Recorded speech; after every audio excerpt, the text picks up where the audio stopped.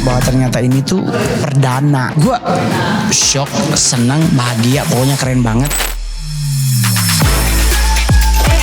Konten seperti ini konten yang paling harus ada di Indonesia karena banyak orang yang akan menjadi berubah menjadi lebih baik dari sebelumnya. Banyak orang yang akan menjadi orang-orang yang dewasa dalam berpikir dan bertindak.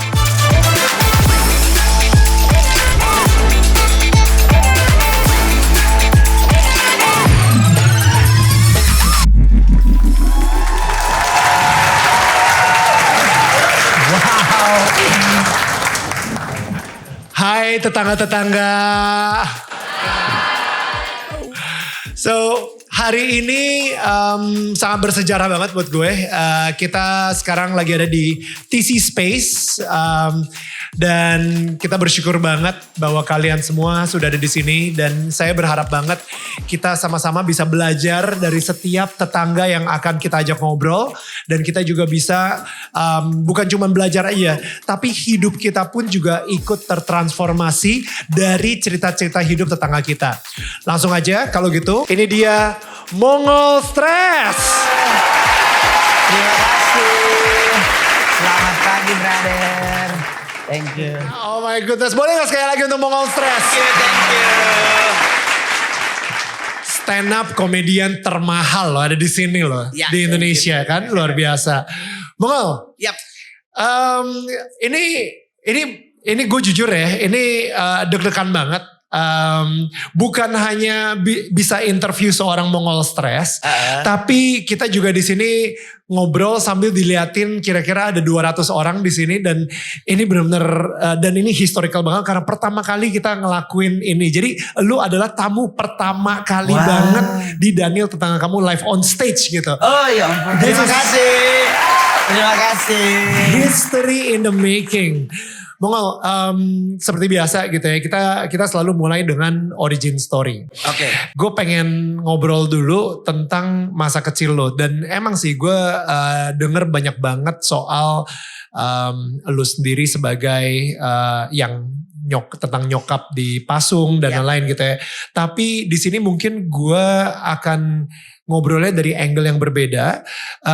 Langsung aja deh kalau gitu Mongol mungkin bisa ceritain masa kecilnya pas tumbuh di Manado seperti apa dan lain-lain. Kalau masa kecil kan saya tidak di Manadonya, tapi saya di Pulau Sangiher. Oh di Sangiher, sorry. Sangiher, ya betul. Saya di wilayah Sangiher di Kecamatan Tamako. Jadi itu masa biasa aja sih sebenarnya. Kebuat Mongol sih nggak ada yang spesial karena ya buat anak kecil pada umumnya kan pasti main-main, kalau Mongol enggak. Ngapain? Jadi saya tuh selalu harus kerja.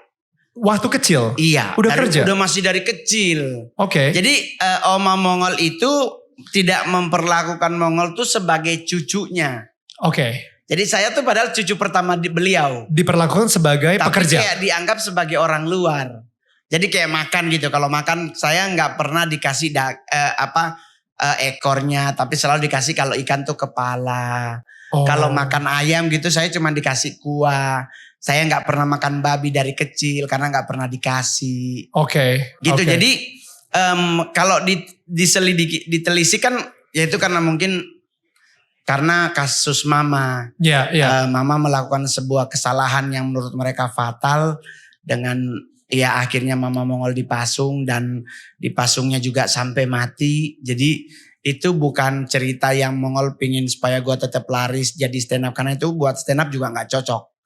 Itu ya, dark banget. Iya tapi hiperbola, ironi, sarkas jadi semua tuh kalau kita jadiin Mama dengan kondisi itu dijadiin materi. Tapi itu realitanya. Jadi pas Mongol pagi-pagi itu mau nganter. Karena tugas Mongol tuh salah satunya adalah nganterin smokol, sarapan pagi. Smokol namanya. Smokol itu bahasa Belanda kan. Nganterin smokol. Jadi pas Mongol ke tempat Adi taruh di rumah tuh mami itu diikat.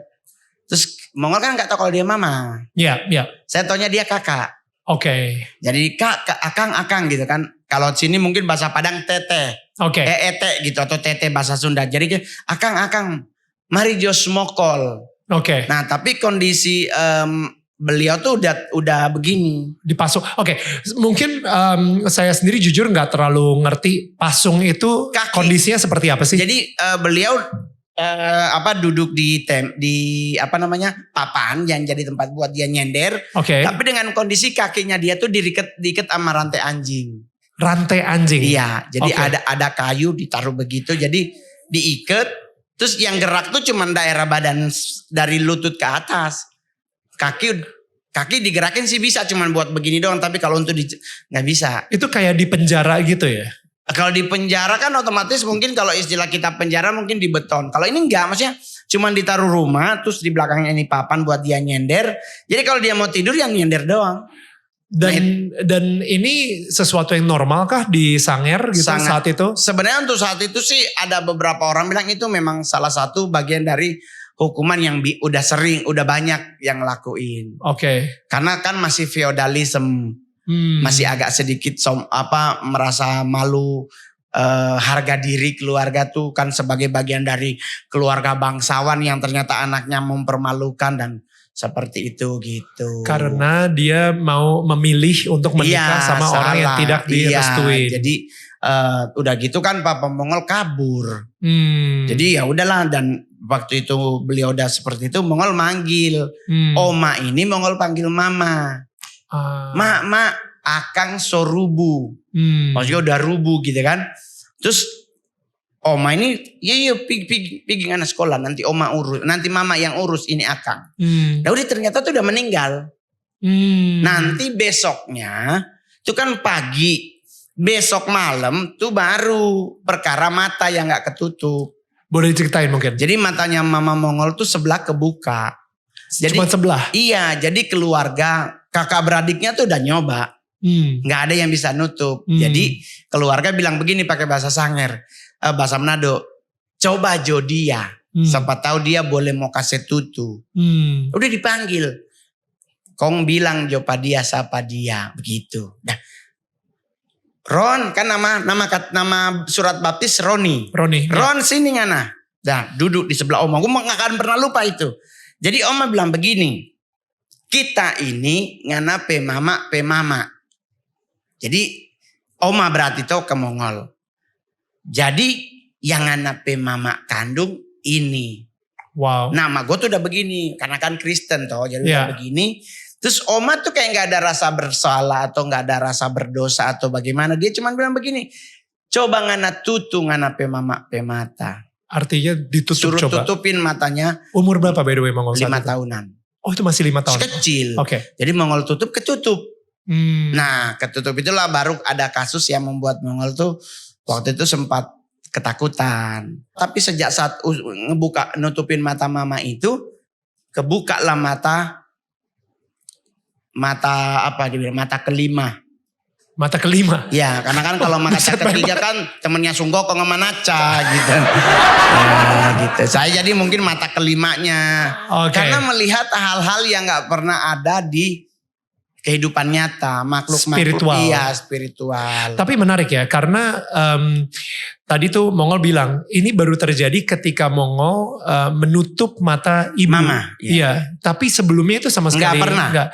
Cuman belum pernah ngeliatin hal-hal, tapi setelah nutup mata mama itu sampai kita hari ini ngonten hadir ini ngeliatin. Bisa melihat tetap? Bisa, di saat orang lain kan liatnya malam, saya mah siang malam lihat. Oh gitu?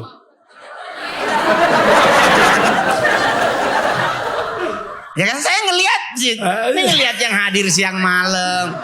Tapi kalau ngeliat makhluk halus, hal-hal yang berhubungan dengan demons atau apapun nggak harus malam, siang juga ngelihat. Nah itulah yang kadang-kadang saya tuh selalu kalau tidur di atas jam 3 malam. Karena untuk momen di atas jam 3 itu udah momen paling aman untuk saya tidur. Jadi nggak terlalu mengkhawatirkan kalau ada serangan-serangan yang membuat Mongol bisa, kalau bahasa kasarnya kalah. Jadi jam 3 makhluk halusnya juga ikutan tidur di situ. Kan udah bukan soal tidur, maksudnya gini, atmosfer udah akan dipenuhi dengan doa. Oh. Gitu. Yes. atmosfer atas kita tuh udah jam 3 pagi. Teman-teman muslim udah ada yang sholat subuh. Ya. Teman-teman Kristen udah ada yang doa pagi. Saat teduh. Udah mulai ada saat teduh. Terus udah mulai ada, kalau kayak di Manado udah mulai jam 3 pagi udah ada lagu-lagu Kristen. Ya, Jadi atmosfer yang tadinya malam itu sangat dark. Dengan hal-hal yang berhubungan dengan kedekatan kita dengan Tuhan mulai naik. Nah itu demons tuh semua akan mundur. Wow. Nah itulah gua tidur. Sebelumnya gua main Mobile Legend. Gitu aja. Oke, sampai jam 3 pagi itu ya? Kadang pulang jam 11, udah mabar, menang, kalah, dilaporin, hilang akun, gak ada masalah. Oke. Kan tinggal download lagi. Iya. Tapi Mongol, sejak pertama kali akhirnya nutup mata ibu sampai akhirnya perjalanan tahu bahwa ibu itu dulu salah satu elder di Children of God. Itu ceritanya gimana? Kalau soal mama ini, ketahuan mama join dengan Children of God itu setelah Mongol udah jadi artis. Oke. Jadi kan kita nyari tahu nih, udah punya duit bang, ya kan? Kalau dulu kan saya kerja kantoran dengan gaji sepersekian untuk biaya hidup sehari-hari dan ngekos plus gaya hidup kan otomatis nggak cukup lah ya. Tapi kalau dari stand up kan kita 15 menit dapat 40 juta, nyisihin 20 untuk cari info kan nice to meet you lah ya, ya kan? Ya jadi dengan Mongol jadi stand up, Mongol punya peluang untuk nyari tahu hal-hal yang membuat Mongol tuh bertanya-tanya. Karena untuk jadi leadership dari sebuah perkumpulan penyembah Satan, itu otomatis harus ada triggernya. Kenapa gue bisa join dan dengan posisi kalau cuman sebagai membership atau simpatisan sebenarnya sih aman. Nah masalahnya kan gue masuk leadership komite. Wow. Berarti kan ada triggernya ini dari mana? Mongol tanya sama adiknya mama, sama saudara-saudara mama yang lain. Terus semua pada ngomong, oh iyo dulu kenapa mama begini. Iko persekutuan doa di Gedung Juang. Tahun 82, 84, cari tahu nih Mongol nih. Dari tahun 78 begini, ikut dansa-dansa terus begini. Mongol cari tahu daerah itu dulu tuh ada komunitas apa, ada persekutuan doa apa, ada gereja apa di area ini. Gak ada gereja. Daerah itu benar-benar tanah kosong tapi kayak ruko-ruko zaman dulu lah. Nah dikasih tahu lah beberapa orang, oh ini dulu di sini gereja setan punya Mongol. Kan semua jadi universalkan namanya menjadi gereja setan. Entar, padahal kan beda-beda kan. Church of Satan tuh beda dengan TST aja. The Temple of Satan beda. Kan? Beda. Okay. Cuman kan kita saking gak mengerti perbedaannya ya udah diakumulasi menjadi satu gereja setan. Terus Mongol cek lagi ke adiknya mama. Dulu Mama Ming begini. Iya, mana mama selama hidup gak pernah ke gereja. Selalu ada bule jemput-jemput. Udah kita cross check 82 anti 89 tuh waktu itu ada pemerintah mengeluarkan keputusan pendeportasian pemimpin COG di Indonesia. Oke, sebelum kita masuk ke COG atau Children of God ini, gue sendiri juga pengen mau tahu juga sih, karena ini namanya itu sangat agamawi banget actually. Children of God gitu kan. Anak Tuhan kan. Orang-orang Kristen juga sering banget dipanggil anak Tuhan kayak gitu kan. Nah jadi gue penasaran ini dari namanya sebagai kedok Children of God, anak Tuhan, tapi isinya itu gereja setan. Sebenarnya kalau konsep penyesatan itu lebih ke siapa dulu yang menjadi titik sentral yang disembah. Oke. Nih contoh nih kalau teman-teman muslim ya kan. Mempercayai Nabi Muhammad itu sebagai nabi. Ya kan. Kita orang Kristen percaya Yesus Kristus sebagai Tuhan Juru Selamat dan Raja. Di satanisme di khusus penyesatan tidak mempercayai itu. Tidak mempercayai Nabi Muhammad ataupun Yesus. Tidak mempercayai itu. Mereka lebih mempercayai tentang apa? Hidup bebas. Tetapi kalau ditanya Tuhannya siapa? Saya Tuhan. Jadi kayak Mongol gabung di komunitas penyesatan ini juga sama. Kita di satanisme nggak ada nyembah Yesus, nggak ada altar, ada altar terus ada salib dan nggak ada. Yang ada justru altarnya Baphomet. Dalam dunia satanik tuh selalu ada altar. Kalau di gereja Tuhan, kalau kayak gereja Katolik kan ada altar, ada mesbah. Nah kalau di satanisme juga tetap ada, tetapi tidak ada Apakah situ gambar enggak ada? Dia selalu harus ada bapomet, ada tengkorak, ada pisau sedikit kecil, ada belati, terus nanti ada beberapa baskom gitu-gitu. Udah gitu doang. Ya. Tetapi kalau apakah mereka menyembah setan? Enggak juga. Sampai hari ini seluruh penyesatan di dunia ini enggak ada yang menyembah Lucifer. Orang satanik aja tahu mereka tidak maha. Wow. Diajarkan bahwa di satanik itu mereka itu tidak maha. Tidak maha. Tidak maha. Tidak maha kuasa, tidak maha adil, tidak maha hadir, tidak maha enggak maha. Mereka juga tahu bahwa satan itu punya keterbatasan. Oh wow. Oke. Begitu, oleh sebab itu anak satanik mereka santai hidupnya. Jadi mereka tidak menyembah setan, tapi mereka benar-benar udahlah berpegang sama diri mereka sendiri aja. Jadi dan maksudnya gini ya, permasalahan kita kalau misalnya sekarang di dunia, mungkin setan itu sudah masuk ke budaya. Yep. Which is saya ngelihat banget banyak ya tagline, gua adalah self-made. Itu kan berarti in a way menyembah diri kita sendiri. Yeah. Seperti kita bilang, ini gue bisa ada di sini karena self-made.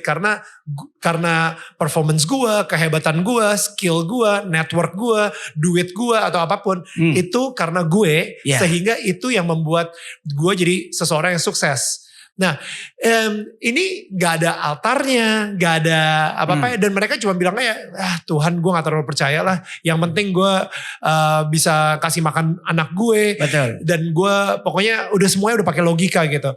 Dan menurut gue itu lebih bahaya daripada klaim sebuah agama yang satanik. Karena udah pasti kalau misalnya satanik kita juga males kayak gitu kan.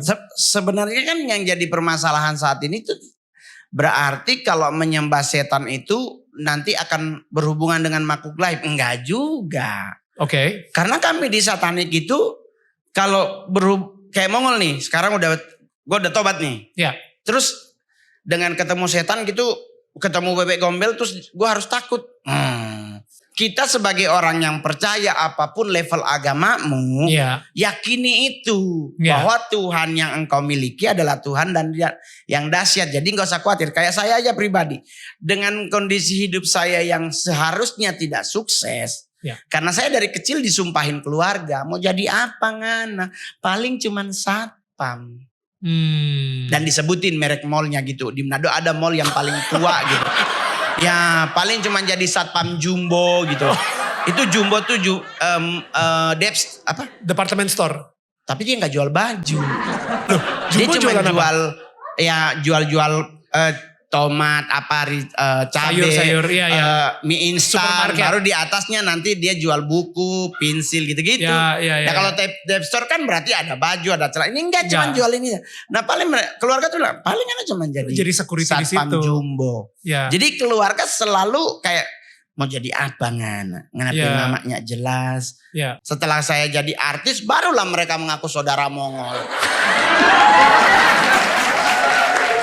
Jadi dari sisi sini saya selalu bilang kemana-mana, saya ngonten di mana-mana, podcast di mana-mana. Saya selalu bilang hidup kita ini cuma satu. Menjadi bukti bahwa Tuhan itu mengasihimu. Bahwa engkau mempercayai Tuhan yang benar dan baik dan benar. Dan engkau bisa melaksanakan apa yang menjadi perintah Tuhan. Dengan setia kau lakukan. Udah itu aja. Wow. Saya kalau mau sombong-sombong susah. Mukanya gak mengakuisisi. Yalah pemain sinetron kan harus ganteng. Pemain film harus badan 172 lah. Kita 166. Itu bukan pakai sepatu segini hal ini. Tinggi begitu. Jadi tapi dengan kita sukses berarti Tuhan itu baik. Dan Tuhan itu ada. Ya. Saya boleh tepuk tangan dulu ya untuk Mongol ya. Terima kasih ya. Gue mungkin di sini ada beberapa orang yang mempunyai cerita hidup yang mirip. Karena gue sendiri juga kenal beberapa orang di sekeliling gue yang mungkin di abandon oleh orang tuanya sendiri. Artinya orang tuanya mungkin saking sibuk, dia nitipin anaknya ke oma, ya kan? Dia tumbuh dewasa mempunyai yang kita bilang abandonment issue. Sehingga ketika dia dewasa, dia takut ditinggal, dia mempunyai rasa kekhawatiran. Belum lagi dikutuk sama keluarga sendiri. Gue tumbuh di keluarga Chinese dan tetangga-tetangga gue banyak banget yang orang tuanya itu suka ngutuk anaknya sendiri juga gitu. Misalnya kayak, ya elah nih anak kok bego banget ya udah dibilangin berkali-kali. Yang ada nih lu bakal jadi ya itulah gak tahu ya, isi sendiri lah. Tapi itu berupa kutukan. Nah Mongol sendiri mematahkan kutukan yang dulu waktu kecil pernah diucapkan oleh orang-orang yang terdekat yang sebenarnya mikir kalau sebenarnya gue ngelakuin ini untuk motivasi lo supaya karena ini adalah bukti gue sayang. Motivasinya adalah dengan berkata-kata kasar, berkata-kata keras supaya lu jadi pinter, jadi orang kayak gitu. Gimana caranya lu bisa mematahkan kutukan tersebut? Kalau masalah kalimat kutuk pasti mau udah dapet dari masih kecil. Tetapi di saat saya udah mulai bertumbuh mengenal pribadi Kristus sebagai Tuhanku. Jadi buat teman-teman yang tidak beragama Kristen jangan dijadikan sebagai bahan untuk ngejatuhin Mongol lagi, enggak. Waktu itu saya bertobatnya memang dapatnya Kristen. Saya ketemu dengan seorang pendeta, terus saya lahir baru, luka batinku disembuhkan oleh Pak Daniel Alexander pendeta. Terus saya mulai mengampuni, mulai belajar mengampuni. Jadi dari situ saya mulai belajar untuk tidak kembali memikirkan yang dulu-dulu disampaikan. Saya selalu bilang gue harus jadi bukti, Pas ditawarin orang untuk sekolah pendeta dan saya tahu mereka siapa, duit mereka berapa banyak, tanah mereka berapa banyak. Ditawarin kok langsung enggak lagi saya pikir-pikir dulu ya, enggak. Langsung oke. Dan saya waktu itu mikir naik pesawat. Ternyata naik kapal laut. Dari Manado saya naik kapal Lambelu di ekonomi deck 2. Jadi sebelah mesin. Bukan di bawah deck 2 bang. Ini kalau kapal tenggelam yang paling pertama meninggal kami bang di bawah. Karena memang niat dari daerah itu saya pengen sekolah. Sekolah jadi pendeta. Nyampe Jakarta 3 bulan sponsornya hilang.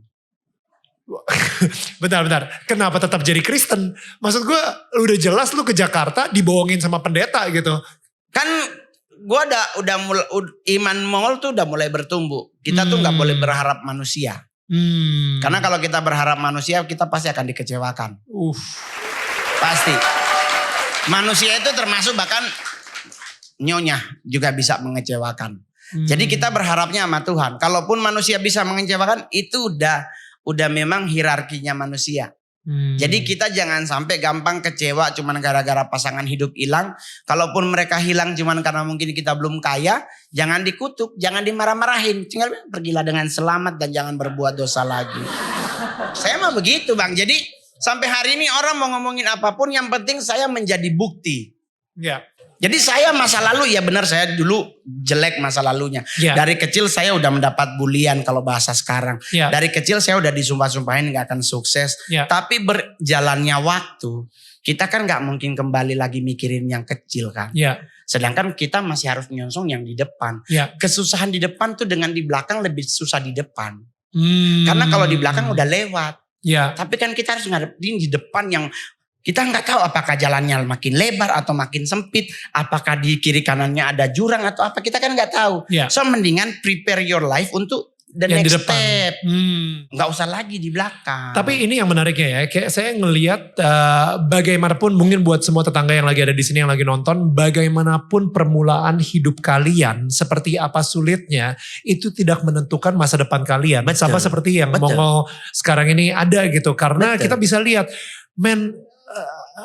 kalau misalnya menurut keluarga lu itu ya paling tinggi ya jadi security di Jumbo itu gitu. Nah, masih bagus dikutuk jadi security. Saya tuh sampai dibilang nanti karena jadi sama dengan apa mama.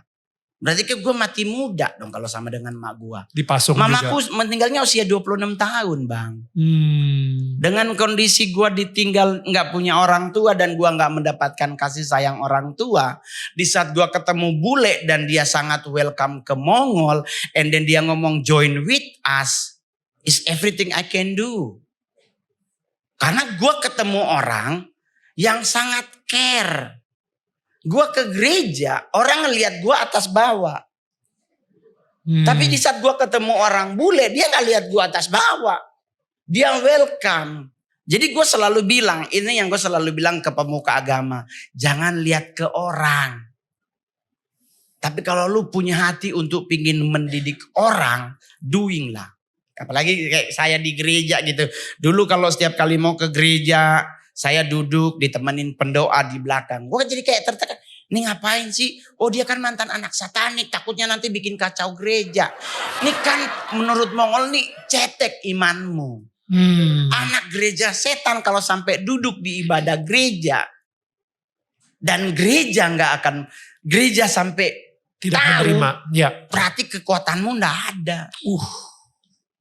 Gereja setan kalau boleh jangankan masuk 5 kilometer dari mana gereja berdiri, tempat ibadah itu berdiri, nggak boleh ada mereka. Tapi kalau sampai Mongol duduk di dalam, cetek.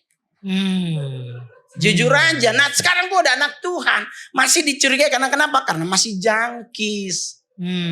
Jange, kurus, tinggi, najis katanya. Kan masih kurus banget bang, saya dulu kayak anak narkobaan. Kayak anak narkoba apa emang anak narkoba? No. Saya sangat anti narkoba. Dari saya masih gabung dengan satanik, saya nggak pernah menggunakan narkoba. Karena posisi level Mongol udah nggak lagi main ke situ. Kan narkoba di satanik itu hanya disediakan untuk para simpatisan. Untuk ke ritual terakhir yang party tadi. Yang seks bebas. Nah kalau kita leadership udah nggak boleh. Karena kan dalam ritual harus manggil. Mau manggil si L, si B, si A, siapa gitu. Nah kita nggak boleh dalam kondisi tenggeng.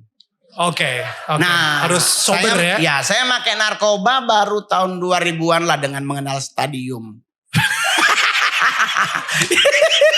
Saya di satanik nggak pernah pakai narkoba bang. Tapi di saat gua kenal stadium ngegelek bang.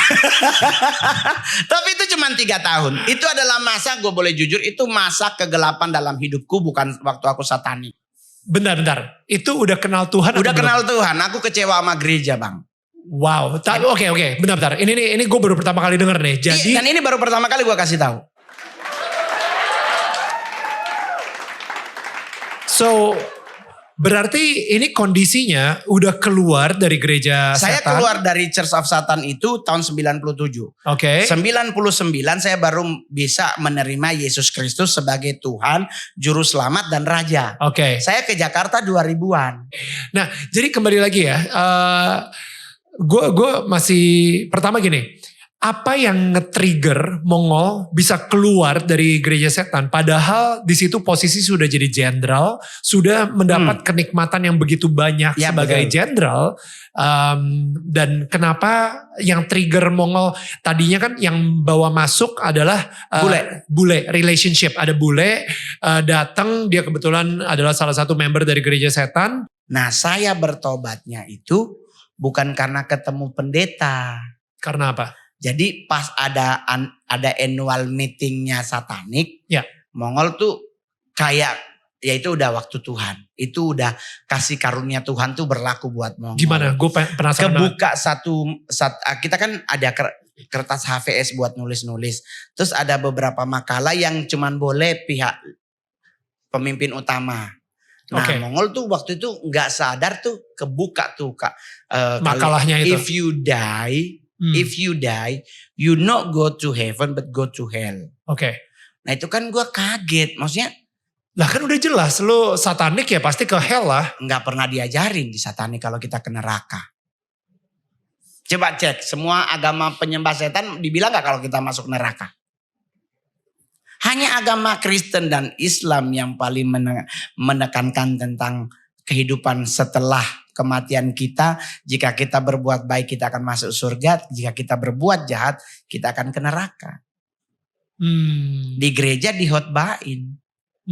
Nah di saat kalimat itu keluar, di saat yang bersamaan keluar ada buku rohani Mary Catherine Baxter kalau nggak salah tentang neraka. Nah dari situlah Mongol mulai agak mood deg-degan tuh. Iya. Nah pas 14 Februari itu Mongol lagi ada mau ke sebuah mall gitu di Manado, itu ada pendeta. Ada Ibu Indri Gautama.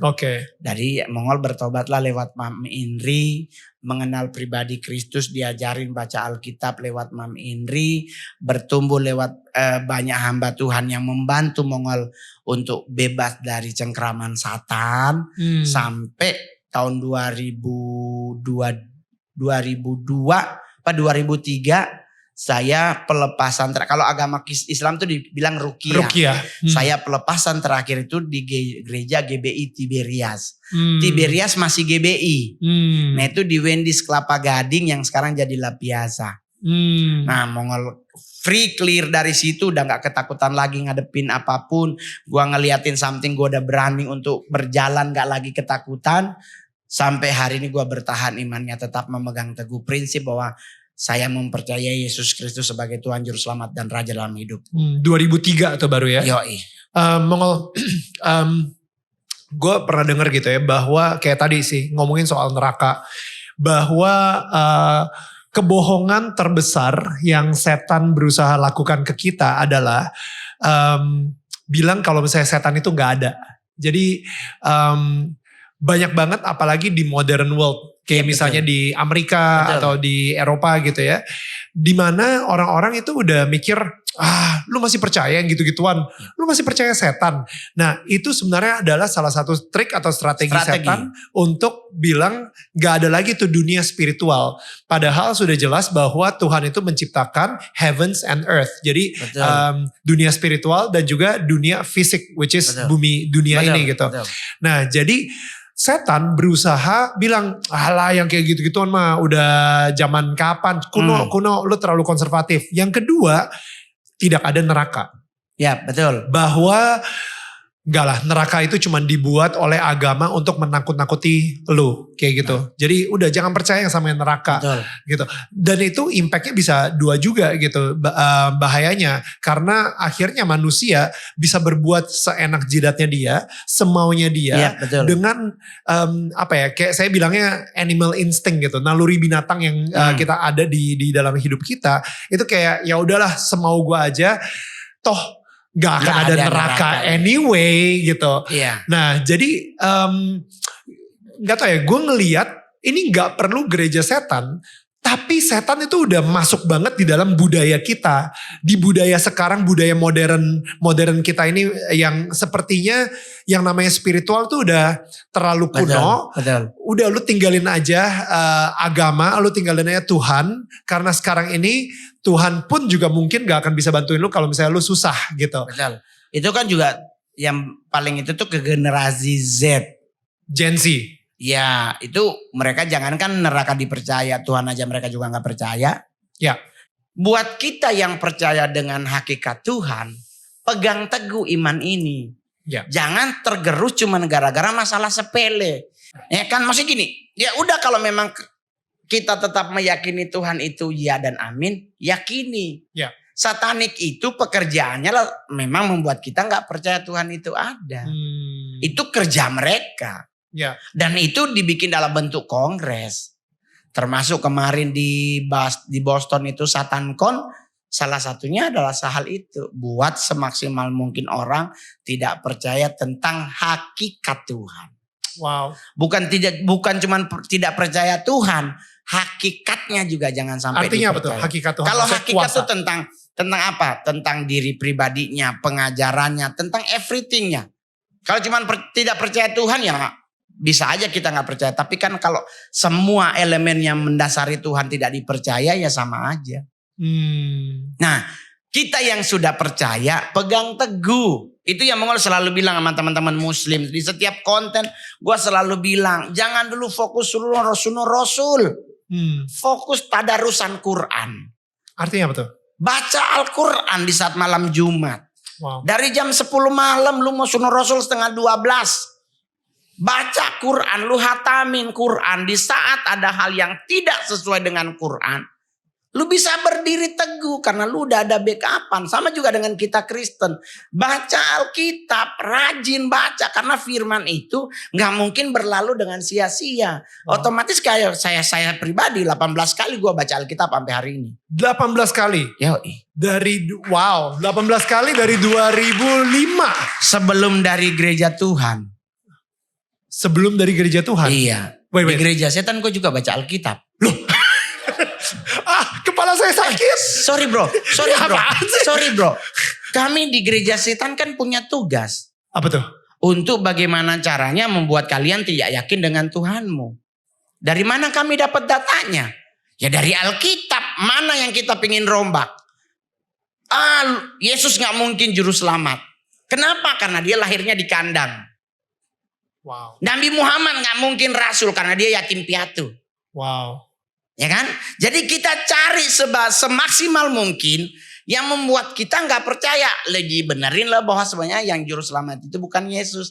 Tapi Lucifer. Karena ada di Alkitab dia diutus dari surga ke bumi. Padahal bahasa Inggrisnya dia dibuang.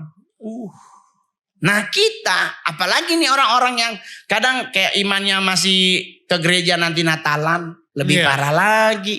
Dengar orang bule berdoa, Eternal Father in heaven, hallowed by thy name. Kita amin. Padahal Eternal Father itu bukan Kristus. Eternal Father itu adalah Satan. What? Lu gak tahu padahal bahasa Inggris lu TOEFL udah 7 juta. Iya.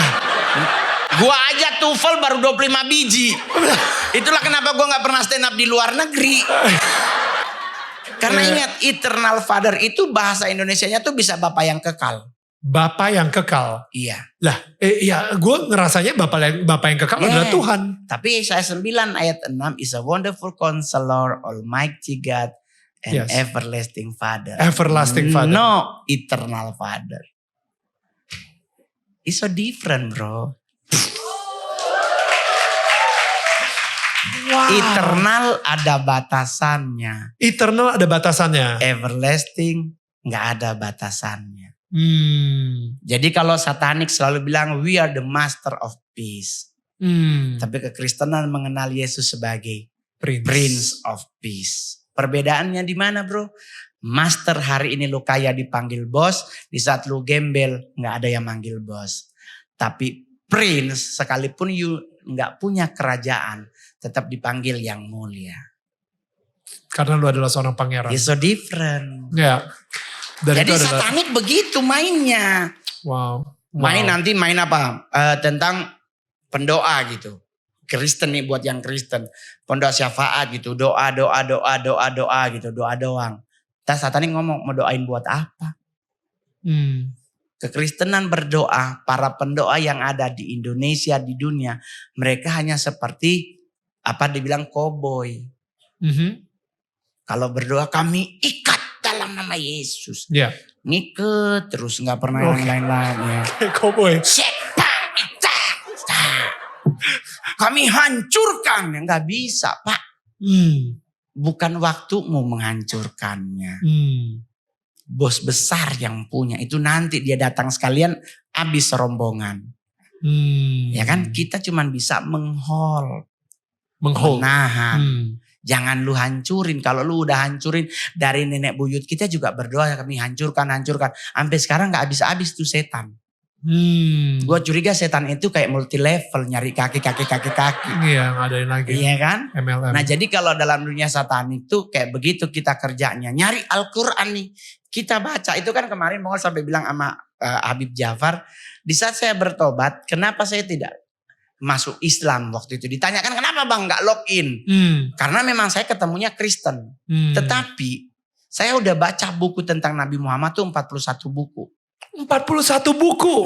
Wow. Siapa di sini yang muslim yang baca tentang Nabi Muhammad 41 buku? Saya udah baca Al-Quran terjemahannya 2 kali. Wow. Sampai habis. Oke. Dari situ saya bilang di mana-mana.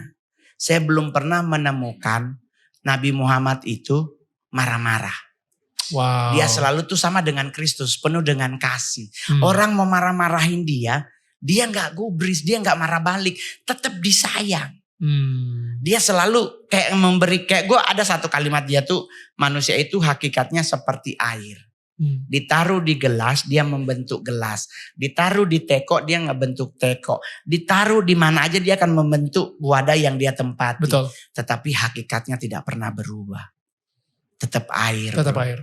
Nah kita juga sama manusia. Lu mau ke kubangan manapun, lu mau ditaruh di manapun, lu gak akan pernah terganggu dengan kok akhirnya lu korupsi. Enggak, hakikat manusia lu harus tetap menjadi manusia yang keren. Jadi buat teman-teman yang hadir hari ini, ayo kita pertebal iman. Dengan mempertebal iman kita, mempercayai Tuhan kita, Nabi kita, is everything. Gue yakin 1000% pasti pertolongan Tuhan tuh akan selalu ada. Amin, amin. Mongol, kita ini masuk mungkin ke suatu diskusi yang cukup berat gitu. Dan ini gue jarang banget ngelakuin ini juga di Daniel Tetangga Kamu. Karena kita gak tau ya, gue dari tadi hati gue tuh bilang ngomongin soal spiritual warfare. Tentang perperangan di dunia spiritual gitu, di dunia roh gitu ya. Sepertinya ini kita tarik-tarikan nih dari media, dari siaran TV, dari siaran YouTube, dari siaran apapun, podcast dan lain-lain. Itu tarik-tarikan di mana kita mikir kita cuma sekedar ngedengerin sesuatu yang innocent. Dari bahkan lagu gitu ya. Oh ini lagu enaknya, musiknya hits dan lain-lain. Tapi kita gak sadar kalau misalnya liriknya itu membawa kita ke sebuah spiritual warfare. Betul. Gitu. Nah mungkin dari sisi kita gak tahu di zaman 90-an itu ada satu lagu misalnya kalau misalnya diputer balik, di rewind. Kasetnya di rewind, itu tiba-tiba ada subliminal message gitu. Ya, misalnya jadi dulu kan kita bukan kayak sekarang. Dulu tuh masih pakai pita. Ya. Nah pita itu kalau dibalik, dia akan kedengeran seperti kayak ngebacain mantra. Betul. Bahkan ada beberapa yang memang udah bener-bener kutukan yang kita gak sadar bahwa yang kita dengar tuh lagu-lagu yang justru membuat kita sebenarnya mengutuk diri, bahkan mengutuk universe ini. Exactly. Gitu. Dan ketika kita nyanyikan juga seperti itu. Contoh lagi ini mungkin buat yang lagu We Are The World. Tahu nggak lagu We Are The World-nya Michael Jackson gitu. Atau dulu rame-rame gitu. Iya, betul. Nah jadi itu di situ ada satu lirik yang bilang bahwa ingat gak sih ketika Tuhan merubah batu menjadi roti. Dia di lirik itu. Nah Tuhan kalau misalnya di Alkitab tidak pernah merubah batu jadi roti. Karena dia digoda untuk merubah batu jadi roti. Betul. Tunjukin dong kalau misalnya lo emang Tuhan. Lo buat batu ini menjadi roti. Tapi dia tolak, dia gak mau. Ya, tapi di lirik tersebut dibilang kalau misalnya Tuhan telah membuat batu menjadi roti. Ya. Dan habis itu dia ngomong we are the world, we are the children. Sehingga kita itu jadi semakin paham kalau kita ini dunia gitu. Padahal kita kalau misalnya di Alkitab dibilang kita ini we are the kingdom. Kita ini sebenarnya the kingdom of heaven. Betul. Bukan the world gitu misalnya. Bukan berasalkan dari dunia ini, betul, duniawi. Nah jadi kalau misalnya dari strategi-strategi setan seperti itu, gue ngeh juga kenapa semakin gue sendiri itu harus berhati-hati banget ngedengerin musik yang gue dengarkan, ngebaca buku yang gue baca, nonton drama-drama Korea yang gue nonton misalnya kayak gitu. Karena itu mungkin ada pesan-pesan yang terselubung yang kita sendiri juga gak akan ngeh kalau misalnya itu adalah pesan dari setan. Gitu. Betul. Kalau dari sisi satanik sih begini, kalau yang namanya spiritual warfare itu kita harus menyadari kita dulu nih. Lu udah bisa belum jadi seorang pendoa syafaat intercessornya? Lu bisa enggak? Oke, bentar. Pendoa syafaat itu artinya apa? Mereka yang selalu berdoa, hidupnya mereka tuh selalu menjadi tim doa. Tim doa. Oke. Itu biasanya gereja tuh pasti ada kalau agama Kristen. Dia pokoknya isinya cuma doa aja doa. gitu. Nah, permasalahannya kan spiritual yang di atas lu kuasain enggak? Enggak. Nah itu, jadi dalam dunia satanik itu ada hierarki namanya. Dalam dunia Kristen itu termasuk ada yang namanya hierarki angelogi. Hierarki malaikat. Malaikat apa yang paling tinggi, malaikat apa yang paling rendah? Gabriel atau Jibril? Itu nama. Tapi ini kan ordo. Ada archangel, ada seraphim, cherubim, throne, participant sampai angels. Ini dari heaven. Ini yang dari yang Tuhan. Tuhan ya. Malaikat yang paling tinggi dibilang tuh malaikat Mikael, Lucifer, Mikael, Satan tuh mereka dari malaikat penghulu. Malaikat penghulu, archangel. Baru seraphim itu Lucifer, Metatron dan sebagainya. Ya kan? Bukan Megatron. Bukan. Kalau Megatron itu film. Itu Transformer Transformer ya. Tapi ini Metatron. Itu termasuk ada beberapa hamba-hamba Tuhan kan sampai mereka punya sigilnya Metatron. Di Bandung tuh banyak. Baru nanti dibawanya lagi cherubim. Cherubim itu adalah malaikat penjaga tabut. Seraphim itu malaikat pemuji. Nah, Lucifer itu dulunya di situ. Pemuji. Yoi coy. Dia itu yang memuji Tuhan. Dia yang memimpin, bahkan dia leadership, dia chief dari seraphim. Di saat terjadi pemberontakan kloter tuh, pemberontakan kedua di surga yang dihorontokin tuh semua. Kalau gue boleh bilang 80% seraphim tuh rontok. Nah, muncullah di Alkitab, Bapa mencari penyembah-penyembah yang benar, yang menyembah Bapa dalam roh dan kebenaran. Karena udah gak ada di atas. Kitalah yang jadi penyembah itu. Oleh sebab itu Mongol selalu bilang di gereja, kalau lu lagi pujian penyembahan, gak usah masang status. Mongol belum datang. Gereja, semoga Tuhan memberkati. Gak usah sebelum masuk gereja lu udah pasang status. Jangan lagi sementara lagi penyembahan, lagi sementara nyanyi gitu. Sebab Tuhan maha besar, yang layak terpuji. Belum lagi kalau misalnya lagi nyanyi gitu, abis itu dia ngevideoin juga, gitu kan. Itu paling PA. Abis itu selfie, abis itu sambil gak ngeliat gitu, tapi abis nyanyi. Jadi maksudnya Mongol ini dari sisi Kristen ya teman-teman. Jadi kalau lu lagi menyembah Tuhan, fokusin diri lu kepada penyembahan itu. Karena berarti kita pengganti Lucifer. Kita stop dulu di situ. Gue pernah dengar bahwa ketika Lucifer dibuang ke dunia gitu ya oleh Tuhan, dia itu kesel. Dan Tuhan itu tidak job desk-nya bener ya. Lucifer itu job desk-nya adalah pemimpin penyembah. Dan tidak diambil. Jadi kosong nih. Posisi surga. Posisi surga. Takhta Bapa itu kan ada penyembahnya. Ada dong. Ya kan? Sekarang kosong. Tapi si worship leadernya ini gak ada kosong karena Lucifer udah dibuang. Coy. Jadi yang untuk ngisi job desk-nya si Lucifer ini adalah orang-orang yang sedang di dunia menyembah Tuhan gitu. Betul. Makanya Lucifer benci banget sama manusia. Dan ingat, penyesatan terbesar selalu menggunakan musik. Kagak pakai mantra aja. Enggak.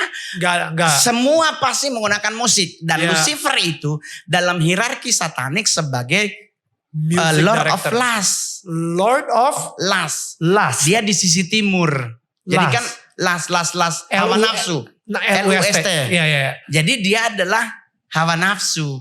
Dan prediksi Mongol 2024 ke 25 akan muncul penyakit baru yang berhubungan tentang hawa nafsu.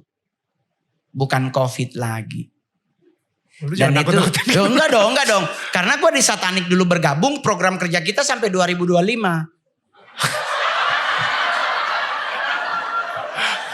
Anda pernah nonton Mongol Stress Channel? Gua bahas semua tentang kasus di sini akan mati, di sini akan begini, di sini akan begini. Bahkan kemarin gua sampai ngomong, teman-teman Indigo perhatikan atmosfer dan kosmik. Pergerakan akan ada yang mati. Berjalan. Itu yang Mongol bilang, gua nggak perlu tutup mata ngelihat gerak di atas, gua ngelihat komposisi di atas. Tapi gua selalu bilang, itu boleh terjadi, tetapi kalau kita mendekat kepada Tuhan, kita tetap berdoa dengan iman yang teguh. Teman-teman Muslim tetap berdoa, tetap dengan melaksanakan sholat 5 waktunya. Gua percaya 1000% pasti Tuhan akan tolong. Pasti. Ya. Pasti. Mau setan sekalipun Lucifer datang bertiga sama, kan Lucifer itu Lord of, dia ada di timur. Utara itu ada Asmodeus. Asmodeus itu destroyer, dia Lord of Destroyer. Di sisi barat itu ada Belial sebagai Lord of Power. Jadi di tengah itu adalah Satan sebagai Lord of All. Di selatan itu ada Lord of Leviathan, itu Lord of Dragonic. Jadi semua yang berhubungan dengan laut itu pasti hubungannya dengan Leviathan. Dan gue pernah ngonten, The Day of Leviathan terjadi. Kapan? Tsunami, semua terjadi. Jadi maksudnya Mongol gini, gue hanya pingin ngasih tahu. Orang kan nanya, terus bang bagaimana buat kita yang tinggal di pesisir pantai, apa yang harus kita lakukan? Nah itu waktu itu gue ngomong pakai gula. Apa tuh? Nggak usah manggil orang, lu datang ke pantai, lu taburin gula, sesendok aja. Jangan sekilo, bikin es teh manis aja kalau sekilo. Masa sendok. Lu tau gak kenapa pakai gula? Kenapa? Karena gula itu kalau kena api dia jadi karamel. Jadi karamel kena air jadi batu. Jadi otomatis nggak akan jadi tuh. Kalau hujan gitu pakai garam. Tapi ini kedengerannya kayak mantra-mantra sih. Maksudnya apakah ini mantra sebuah itu kalau bisa. Iya. Tapi ini apakah ini Alkitabiah? Di apakah Alkitab Anda pasti ingat kasus Elia mentahirkan sebuah sumur menggunakan apa? Garam. Garam. Garam itu penetralisir. Jadi kalau seandainya nih hujan gede gitu terus angin puting beliung, kita nih aduh jangan sampai genteng rumah gua ketarik gitu. Ambil garam aja taruh di gelas. Terus lu bilang gitu, nggak usah lah bahasa Latin kita nggak hafal, orang Pancasila aja gua nggak hafal. Gue Pancasila 4 dan 5 suka ketuker. Iya.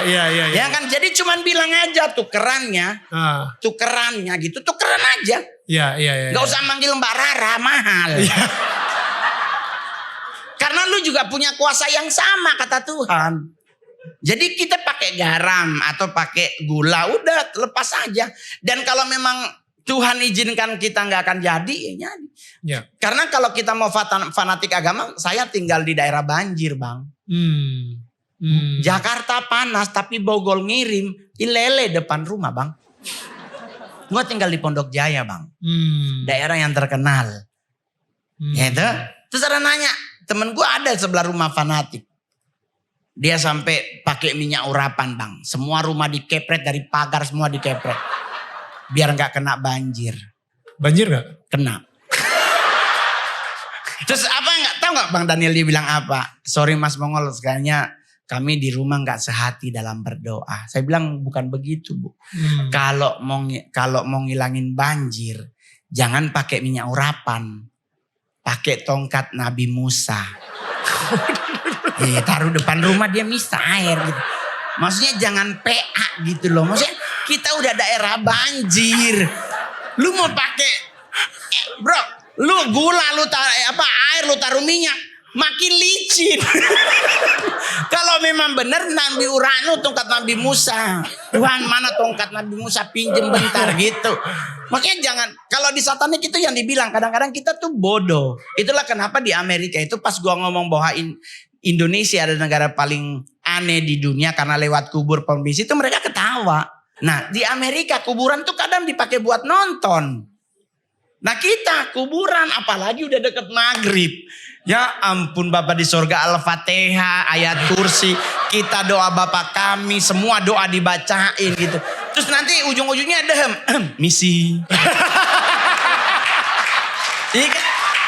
Maksud Mongol, kenapa harus begitu gitu? Maksudnya kalau lu anak Tuhan, khusus teman-teman Kristen, lu anak Tuhan yang percaya kepada Yesus sebagai Tuhan Juru Selamat Rajamu, nggak pakai doa, dehem aja, persiapkan jalan bagiku. Wow. Karena kau anak raja di atas segala raja. Yeah. Dan lu lihat kan suster ngesot sama karpet. Nggak, jadinya kenapa harus takut?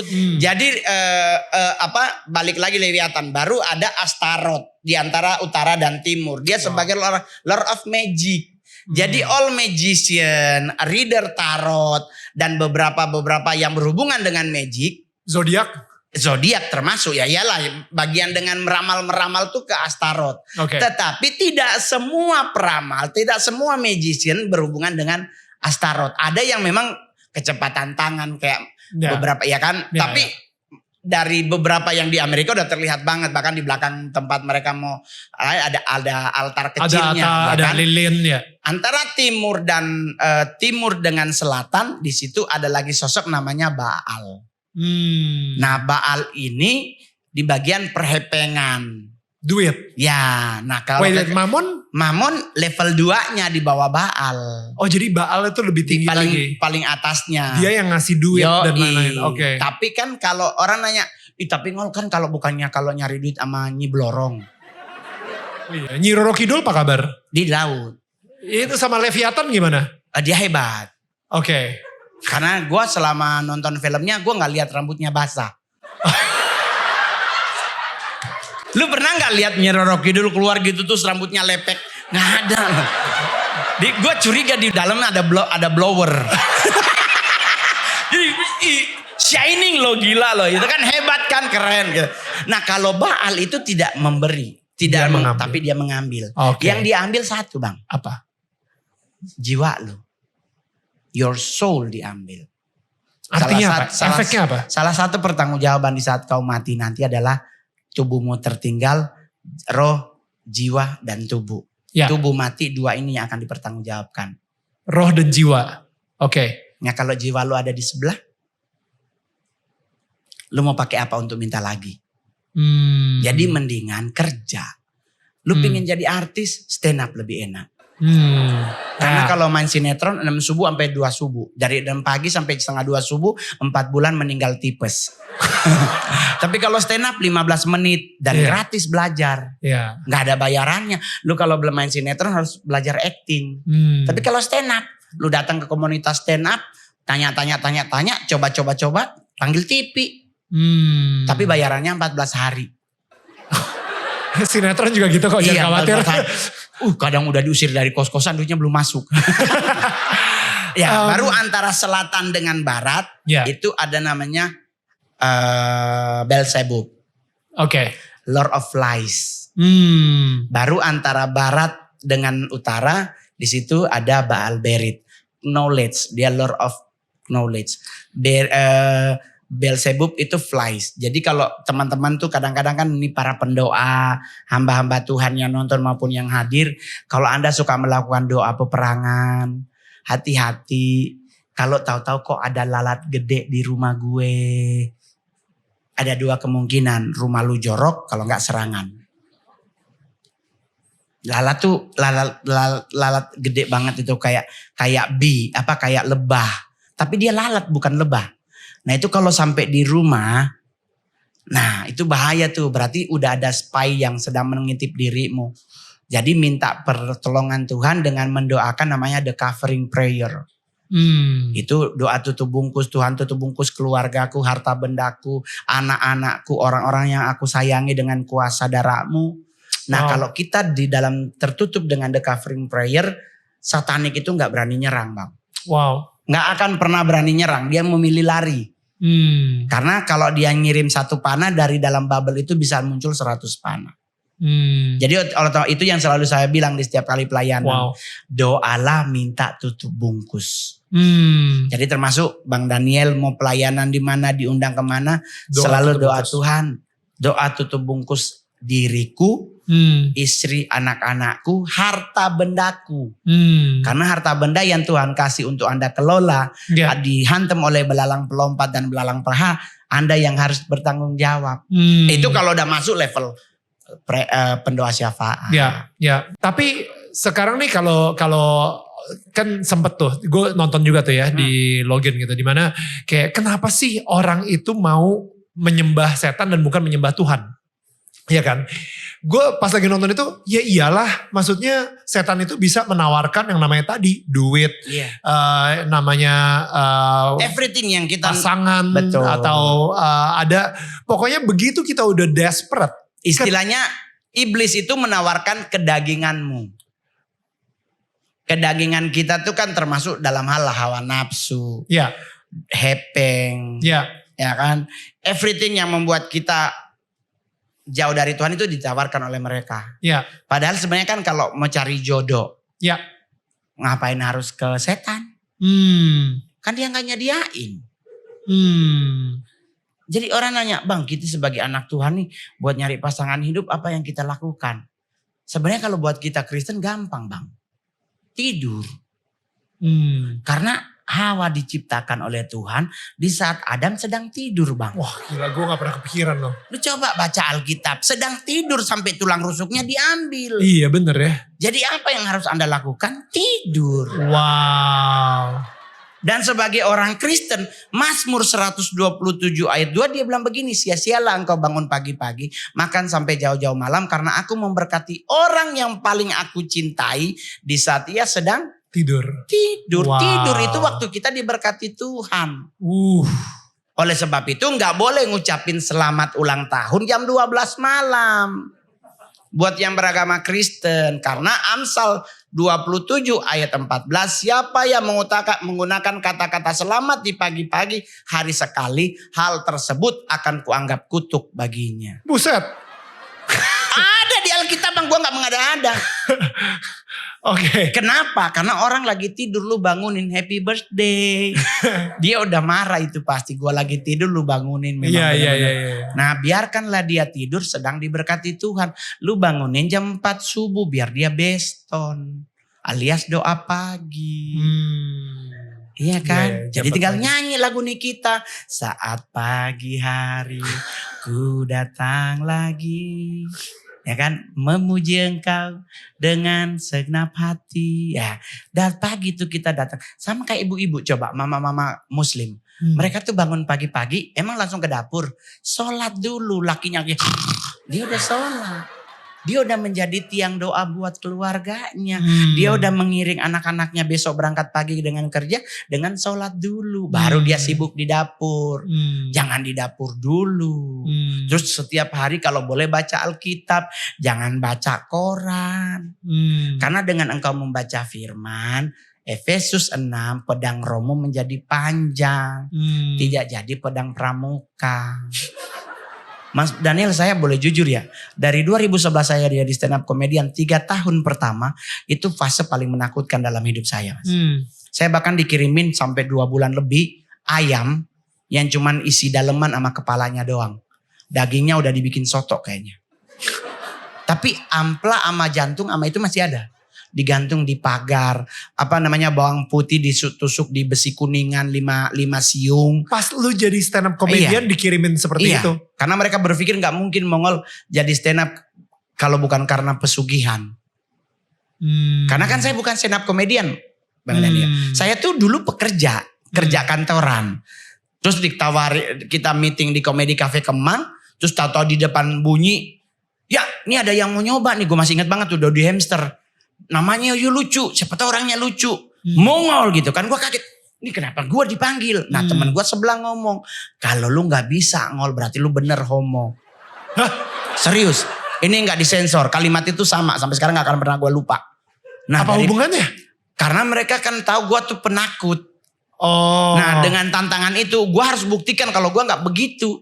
Ya gue naik, ternyata di situ ada eksekutif produser sebuah TV. Wow. Nah itulah jalan hidup orang benar, ya kan?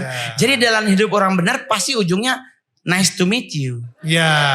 And then until now Bang, 12 tahun 9 Juli besok saya sebagai stand up comedian. Calontong kan di bawah Mongol. Maksudnya tahun munculnya, saya tuh munculnya 2011, Calontong tuh 2012 awal. Jadi gak usah terlalu khawatir. Penjagaan diri tuh ingat ya. Hukum kekristenan tuh Ibrani berkata, Mazmur berkata. Setiap orang yang percaya kepada Tuhan diberi penjaga dalam hidupnya namanya malaikat. Nah bagaimana cara malaikat engkau kasih makan? Baca Alkitab. Jadi jangan sampai lu gak baca Alkitab. Kasihan dia ceking tuh malaikat. Dia gak usah datang setan. Wewe gombel datang dia mundur. Tapi kalau lu baca Alkitab sehari aja sepasal. Satu hari gak usah satu pasal lah. Kejadian 1 sampai 5. Gak usah. Kejadian 1 ayat 1 sampai 5. Lu baca setiap hari 5 sampai 10. Lu baca itu setahun 8 bulan selesai sampai Wahyu. 1 tahun 8 bulan 2 minggu sama peta dan kamus. Bisa tuh, maksudnya jadi dengan kita memiliki firman dalam hidup kita, everything too good. Sama juga dengan teman-teman muslim. Kenapa mereka tuh santai? Karena mereka hafal yang namanya ayat kursi. Mereka hafal Al-Fatihah. Gue pernah ngomong, sampai Habib Lutfi bilang, Habib Jafar bilang, lu bener-bener gila ngol. Karena doa namanya ayatku Al-Fatihah itu adalah doa 3 arah. Ke dirimu, ke nabimu, ke Tuhanmu. Nah terus lu gak hafal. Kita doa Bapa kami aja kadang kagak hatam. Lah terus ketemu setan. Oh gue mau jadi prajurit perang, dikepret juga meninggoy. Miliki firman. Gimana caranya untuk mengalahkan setan itu? Maksudnya 4 sekarang hal. Tadi itu soalnya kita udah ngomong tentang spiritual warfare, kita ngomongin 4 hal. 4 hal. 4 hal yang paling ditakuti oleh satanik. Oke. Ya satanik tuh mau terserah dia jalur yang mana, jadi 4 hal. Ya. 1, kuasa darah anak domba Allah. Kuasa darah Lamb of God. The Lamb of God, darah anak domba Allah. Itu yang namanya doa covering prayer. Oke. Baru kedua. Karena balik lagi ya, kita ngomongin kuasa dari darah. sisi Kristen ya, karena saya bertobatnya di Kristen. Kuasa darah anak domba Allah. Karena darah itu memiliki kehidupan. Betul. Kita balik lagi, makanya di Alkitab dibilang jangan minum darah. Betul. Okay. Baru yang kedua adalah praise and worship. Menyembah dengan nyanyi-nyanyian, pujian-pujian. Karena kenapa pujian penyembahan? Karena Mazmur 103. Di saat engkau menyenangkan hati Tuhan, engkau Tuhan selamatkan dari liang kubur. Dosamu Tuhan buang dari timur ke barat. Itu di Mazmur 103. Baru yang kedua kalau bahasa orang Pantekostal lama. Kalau pujian penyembahan umatmu sampai ke takhta Bapakku bagaikan dupa yang berbau harum. Nah dalam dunia satanik, ini yang gue kasih tahu hari ini. Gue jarang banget ngomong. Di saat kita di sebuah gereja nih lagi pujian penyembahan. Itu gue boleh jujur bang. Itu kalau dia benar-benar berasa dengan 1 lagu udah enak. Gak usah lu medley. Gak usah 5 lagu. Sampai 3 atau 5 lagu. 1 aja. Kayak Mongol tuh setiap kali diundang pelayanan. Saya selalu closingin dengan penyembahan. Dengan lagu yang saya pertama kali bertobat saya tahu lagu itu. Lagunya tuh kau sungguh indah tiada taranya. Sungguh menakjubkan. Cuman dengan lagu itu, kalau kita dengan hati yang sungguh tulus, wah itu bisa keluar air mata. Dan lu lihat yang namanya keluar dari pintu gereja lu akan merasakan kebahagiaan yang gak pernah lu dapet. Lu akan terubah pola pikirmu. Jadi milikilah hati yang mau menyembah Tuhan. Baru ketiga adalah kuasa Kristus. Ini maksudnya member-membernya. Member satanik ini kan kerja. Salah satunya nyusup di ibadah. Menyusup jadi mata-mata. Di mana duduknya? Di pintu keluar. Kursi paling terakhir dekat pintu keluar. Tapi gak semua orang. Jangan sampai lu lagi gereja. Jadi pintu keluarnya ternyata. Iya kan.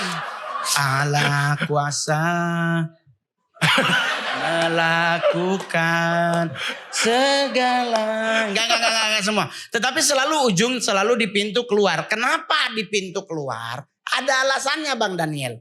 Jika terjadi sesuatu terhadap dirinya di saat pujian penyembahan, dia bisa kabur. Jadi makanya dia gak berani ketika lagi nyanyi-nyanyi.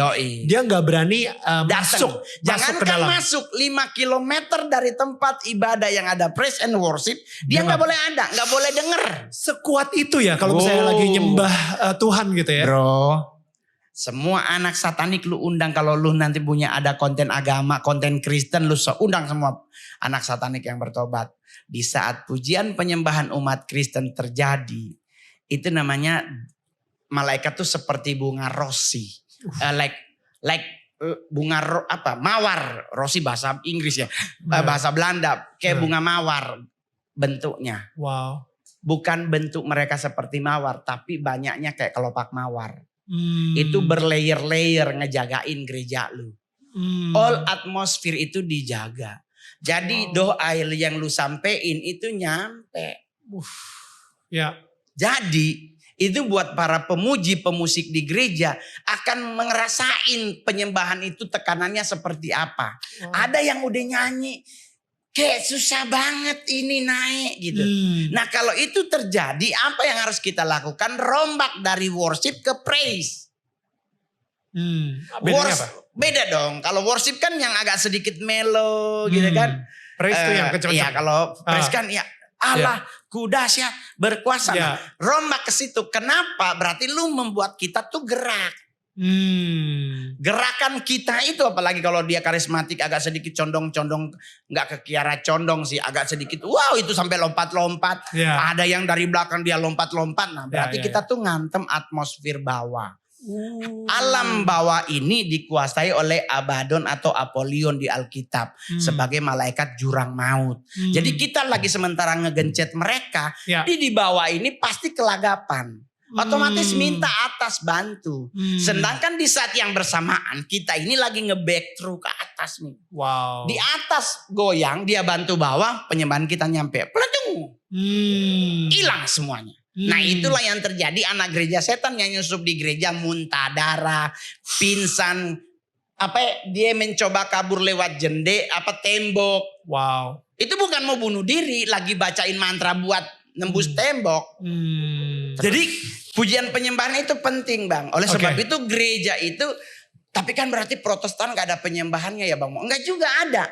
Ada mereka, lagu penyembahan di gereja Protestan tuh keren-keren. Cuman mungkin cara ngebawainnya doang. Beda. Karena kan dulu gak ada alat musik. Jadi akhirnya kadang juga lagu yang harusnya dia notnya udah tulisan tempo di Marsia dinyanyiin dengan melo-melo gak jelas. Itu kita harus akui. Saya sebagai orang Manado kan lagu tuh apapun juga menimpamu, Tuhan menjagamu, dinyanyiin pakai melo. Apapun juga. Nah dinyanyiin pas orang mati. Makin kenceng lah keluarganya. Jadi ada lagu yang harusnya gak seperti itu. Nah kalau karismatik tuh udah lebih paham. Jadi oleh sebab itu di saat pujian penyembahan ini yang mungkin ada hamba-hamba Tuhan yang hadir. Setelah firman Tuhan. Ya kan, kalau boleh ada worship lagi. Karena dia ada di situ mereka. Si penyusup ini masih ada di situ. Ada di situ. Makanya mereka berani datang pas lagi khotbah. Karena khotbah. Nanti ada baca apa. Nanti gunanya apa? Sorry, dia nyusup. Satu, ngantuk. Dia pengen bikin yang lagi dengerin ngantuk. Ngantuk. Dengan Anda mengantuk, Anda tidak mendengarkan firman. Dengan Anda tidak mengenalkan firman, kita Proma berkata Anda tidak bisa mengalahkan dunia ini. Yang tapi kedua, ada juga ngantuk karena dia capek. Nah, maksudnya kalau lu capek pagi ya gereja sore, PA. Ada kan? Ada orang di gereja. Ya, amin. Jadi maksudnya di saat engkau masih sehat, senangkan hati Tuhan. Tuhan gak butuh hepengmu. Tuhan gak butuh uangmu. Tuhan hanya butuh pujian kepada dirinya. Karena itu punya dia. Dia memberi kepada kita udah lebih bro. Terus kita cuma disuruh nyembah gak mau. Giliran ngasih duit juga gak mau. Terus apa yang lu mau? Tapi lu minta. Berkati. Tapi lu gak mau lakuin apa yang Tuhan. Cuma nyembah lo bro. Gereja juga penyembahan hanya 30 menit. Kita gak tahan. Gue mau nonton itu Vesperius, mata lu tabrak mobil meninggal. Gak mesti utamakan Tuhan, is everything under control. Jadi tadi bagaimana cara mengalahkan setan? Yang pertama adalah kuasa darah anak domba Allah. Yang pujian kedua penyembahan. Pujian dan penyembahan. Yang kuasa ketiga Kristus. Kuasa Kristus. Tapi ingat, jangan hanya kuasa Yesus. Di dunia ini ada ribuan orang bernama Yesus. Ada Yesus Tevez. Ada salah satu di Meksiko gitu banyak banget namanya. Ada di Filipina Yesus Gracia ada. Kalau Indonesia Menara Gracia. Kuningan tuh tempat GPCC dulu. Dia kan Yesus mana? Oleh sebab itu kenapa kalau kita baca kisah para rasul di saat Petrus dan Yohanes menembuhkan orang sakit lumpuh di bait Allah, kan dia bilang emas dan perak tidak ada padaku, tetapi aku punya kuasa Yesus Kristus orang Nazaret. Orang Nazaret. Tapi kalau engkau sudah penuh dengan Roh Kudus, cukup dengan nama Yesus, setan udah tahu Yesus mana. Baru yang terakhir keempat tuh selengkap senjata Allah Efesus 6. Perlengkapan senjata. Mulai dari ketopong sampai kasut. Gunakan itu. Ya. Baru ada yang namanya pedang roh. Mulai hari ini baca Alkitab, teman-teman muslim tadarusan lah. Mulai baca Quran, perbaiki cara bacanya. Karena kita juga percaya bahwa God's words atau mungkin firman Tuhan itu adalah pedang. Itu adalah senjata gitu. Pedang untuk mengalah. Karena seperti tadi ya kita bilang ya, ini temanya spiritual warfare. Jadi peperangan ini terjadi di dunia spirit. Di dunia spirit ini justru senjata, ya yang namanya perang kita butuh senjata. Betul. Dan senjata kita hanya harus firman Tuhan gitu. Firman Tuhan. Saya sampai hari ini Bang Daniel salah satu anak satanik ketiga di dunia yang paling tinggi jabatannya, yang hidupnya gak ketakutan. 2 orang, mereka kemana-mana harus didampingi oleh pendeta. Oleh seorang pendoa syafaat. Saya sama manajer. Orangnya kenapa Kak Mongol gak takut? Karena setiap kali ku melangkahkan kakiku kemanapun aku pergi, aku selalu bilang begini, Tuhan janjimu dalam hidupku adalah 1 Yohanes 5 ayat 18. Apa tuh? Setiap orang yang lahir dari Allah tidak berbuat dosa. Bahasa Inggrisnya keren banget. And evil cannot touch you. Nah, tapi kalau gue selalu mengingatkan kepada generasi muda, teman-teman hati-hati khususnya yang beragama Kristen, sasaran satanik tidak orang tua. Jadi Bang Daniel bersyukur Anda tidak menjadi sasaran untuk jadi anggota. Ini gak bohong. Sasaran anak gereja setan. Gue ngerasa damai tapi ngerasa sakit juga gitu di sini. Karena engkau udah punya keluarga. Oke. Satanik itu tidak mencari mereka yang sudah punya keluarga. Yang berkeluarga itu sasarannya yang lain. Ada tim yang lain. Tapi untuk sasaran anak-anak satanik penyembah yang sekarang lagi gandrung adalah the young men. The young people. Kenapa sasarannya anak muda? Karena anak muda adalah orang-orang yang sisi labilnya itu lebih tinggi daripada yang sudah berkeluarga. Right. Jadi kita yang anak muda, di gereja ada ibadah. Di saat yang bersamaan ada Liming Ho di Central Park. Kita ke Liming Ho. Ditinggalin ibadah pemuda. Iya. Ya kan? Iya. Nah jadi sasaran ini kenapa? Karena kita tuh labilnya tinggi. Diajak orang bule makan di sini, kita pasti akan mau karena belum pernah makan di situ. Diajak ke sini, ada pakai istilah retreat goes to Labuan Bajo. Only buat 10 orang. Nah kalau Anda diajak 10 orang ke Labuan Bajo, berarti Anda 3 bulan lagi akan ditabiskan menjadi salah satu bagian dari pengurus atau pengerja. Jadi buat teman-teman kalau di gerejamu gembalanya mungkin kadang suka cuek, jangan sakit hati. Karena tetap manusiawinya beliau tidak mungkin ngurusin gereja yang jemaatnya 10.000. Oleh sebab itu mendingan cari gereja yang jemaatnya sedikit tetapi dia kenal kepada dirimu, karena Tuhan lebih nyari jemaat yang kawanan kecil daripada kawanan banyak. Karena kalau Bang Daniel bikin gereja jemaatnya 20, Bang Daniel hafal semua jemaat yang hadir. Jadi kalau dia nggak datang di telepon, kenapa nggak ke gereja? Oh saya lagi ada masalah. Mungkin Bang Daniel sama istri akan ke sana atau mungkin menyuruh wakil gembala. Tapi kalau jemaatnya 10.000, dia nggak hatam kita. Pak yang kemarin yang foto sama ini meninggal, yang udah berapa lama? 3 bulan. Ya ampun turut berduka cita ya, udah dikubur. Jadi mendingan kalau kau ingin bertumbuh rohanimu, bertumbuhlah di gereja yang engkau bergereja.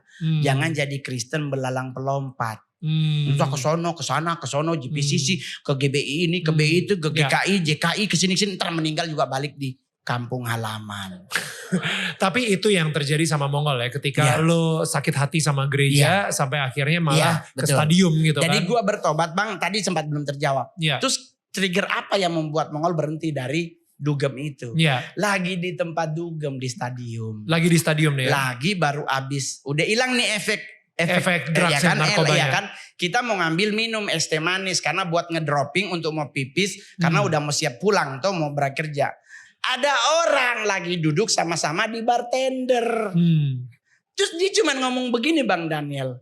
Lu lupa kebaikan Tuhan. Wow. Itu gue nangis loh sambil turun tangga. Dan dari situ gue bilang, Tuhan, gue benar-benar minta ampun. Gue akan berubah dan gue akan mencoba menjadi yang terbaik sampai hari ini. Akhirnya gue mengharamkan seks, gue mengharamkan narkoba, gue mengharamkan dugem, gue mengharamkan ngafe. Gue kalau gak diundang ke kafe gue gak mau datang Bang. Gue lebih banyakan di rumah. Ya itu tadi main Mobile Legend. Yeah. Gue handphone ada 8, handphone 88-nya ada Mobile Legend. Buset. Ya. Karena buat Mongol masih gini. Ya daripada gue kelayapan. Ya. Apalagi kita ini artis kadang di lokasi manggung. Ada aja orang nakal. Ya. Bang kita udah siapinnya yang di lobi baju biru. Buat mijit gitu. Maksudnya. Iya bang kan abang pasti capek. Udah bang upeti. Kedip-kedipan. Oh sambil kedip-kedipin mata.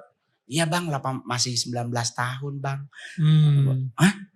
Jadi gue manggung dulu. Gue datengin ceweknya selesai. Gue bilang dek pulang aja. Ih bang saya udah dibayar buat mijitin abang. Gue bilang sorry gak pulang aja dek. Orangnya lihat. Ceweknya disuruh pulang. Dia datang. Abang gak suka cewek ya? Cowok juga ada loh bang. Berdosa loh.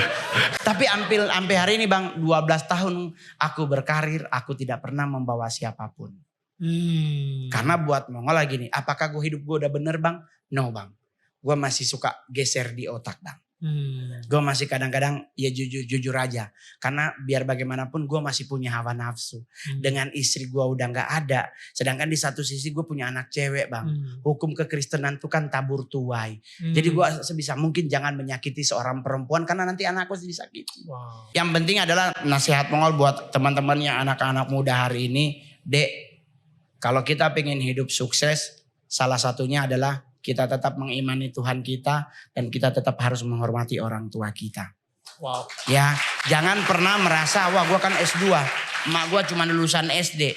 Ingat teman-teman, lu bisa jadi S2 kalau tidak ada bantuan doa dari orang tuamu, lu gak akan pernah jadi apa-apa. Wow. Buat yang gemuk, jangan pingin kurus. Nikmati. Karena gemuk menurut agama Kristen adalah tanda kita diberkati Tuhan. Ya dong. Kan sebab engkau kan mengembang. Ya kan? Ke kanan dan ke kiri. Jadi kan gemuk itu diberkati. Karena kalau lu pinginnya six pack di tempat nge-gym dari 100 cowok 92-nya pasti ngondek. Itu stand up ya, itu stand up. Tapi apakah benar lu pergi aja ke tempat gym. Karena hidup mati kita ditentukan oleh Tuhan. Bukan oleh makanan.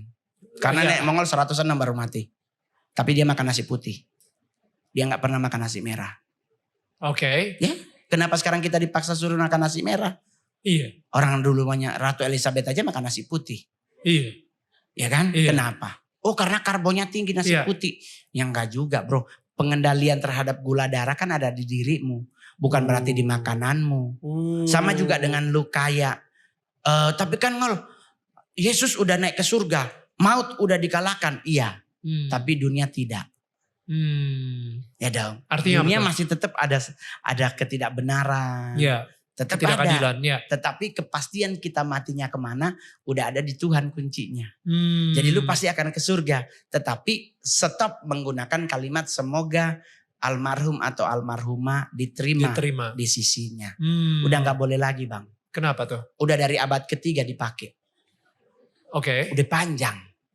Sisinya udah banyak banget di sisinya itu udah terus itu udah banyak banget bang.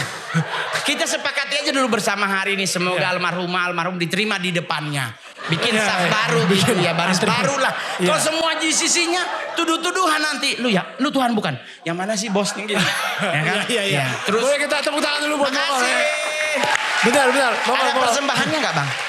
Gue actually lagi karena ini spesial banget. Gue pengen minta mungkin ada beberapa dari tetangga kita yang telah hadir di sini. Kalau saya pengen bertanya langsung sama Mongol. Boleh. Ya boleh. Mbak. Oke, makasih banyak tadi sharing-sharingnya. Belajar banyak banget arti kehidupan gitu kan. Dan thank you juga Kak Daniel. Udah sering aku nonton konten-kontennya Daniel Tangga kamu juga. Transforming lives, it is indeed transforming lives. Thank you Tiara. Pertanyaan aku mungkin dua untuk Kak Mongol atau Bang Mongol atau siapa panggilannya. Pertama, apa arti kasih Tuhan bagi Kak Mongol? Kedua, harapan bagi generasi muda Indonesia. Thank you. Terima kasih. Thank you, Tiara. Apa arti kasih Tuhan? Kasih Tuhan buat seorang Kalau Mongol? kasih Tuhan buat Mongol sangat berarti, Bang. Kalau tanpa Tuhan, siapalah Mongol ini? Ya. Tanpa kebaikan Tuhan, siapalah aku ini? Dengan kondisi ganteng juga kagak, Bang. Kaya juga enggak, Bang. Gua sarjana juga enggak jelas, Bang. Tetapi bisa Tuhan pakai. Ya. Gua bisa bertahan jadi stand up komedi Indonesia 12 tahun. Itu buat Mongol itu kasih Tuhan tuh tidak bisa tidak bisa dijabarkan dengan apakah berlian 10 karat, enggak. Tetapi kebaikan Tuhan, kasih Tuhan itu selalu Mongol syukuri sampai hari ini. Saya besok masih harus berangkat keluar kota manggung. Sedangkan teman-teman Mongol yang lain udah gak ada. Di zaman COVID teman-teman gue udah pada sampai bingung bagaimana mau hidup. Gue masih stand up by Zoom, Bang. Dan itu yang gue bilang, orang nanya kenapa lu stand up by Zoom, Mongol? Lebih enak, Bang. Karena kita gak suruh orang ketawa karena semua di mute. Benar juga. Udah gitu kita nggak harus pakai celana panjang, Bang, boxer jadi. Kan Bang. Jadi kadang di sini ada dasi, belakang mah boxer, Bang.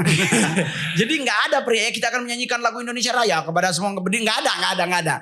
Jadi susah dijelasin, tapi apakah itu ada dalam hidup saya? Ada.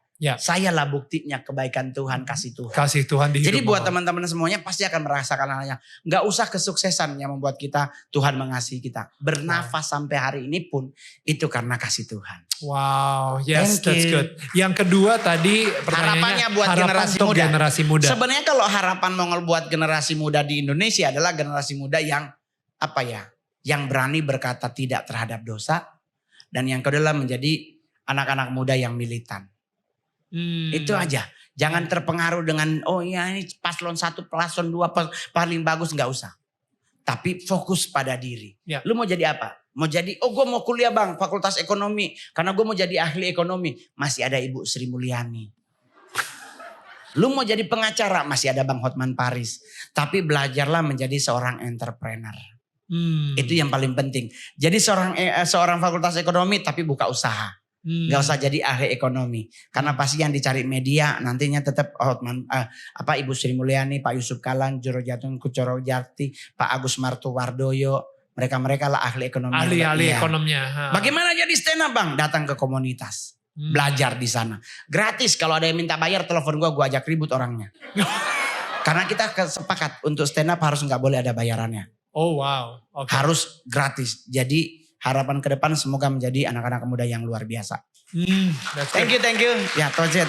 Boleh gak satu pertanyaan lagi? Laki-laki, tadi kan perempuan. Sekarang laki-laki. Boleh. Ya, silakan, Mas. Hai, nama gue Eugene, yes. Dan pertanyaan gue cukup simpel, tapi ini mau ngelihat ke masa lalu aja. Karena Kak Mongol itu dulu ada cerita dengan keluarganya, terus sempat dikutuk sama keluarganya, lu cuma jadi satpam. And in the end of the day turns out you jadi satu orang di Indonesia yang dibayar dengan rate paling tinggi gitu. If you can go back, kalau bisa balik ke waktu dulu, ada nggak hal yang mau disampaikan ke Mongol yang masih kecil dengan segala pengetahuan yang udah Kak Mongol punya sekarang? So good, Eugene. Ada nggak kalau seandainya balik ke masa lalu? Iya, dan sebuah kesalahan yang mungkin pernah dilakukan oleh seorang Mongol di masa kecil dan mungkin sekarang nih Mongol bisa balik ke momen tersebut bilang no, don't do that, kayak gitu. Kalau saya selalu tidak pernah mau kembali ke masa lalu. Karena kalau kalian Mongol kembali ke masa lalu berarti Mongol merubah. Wow.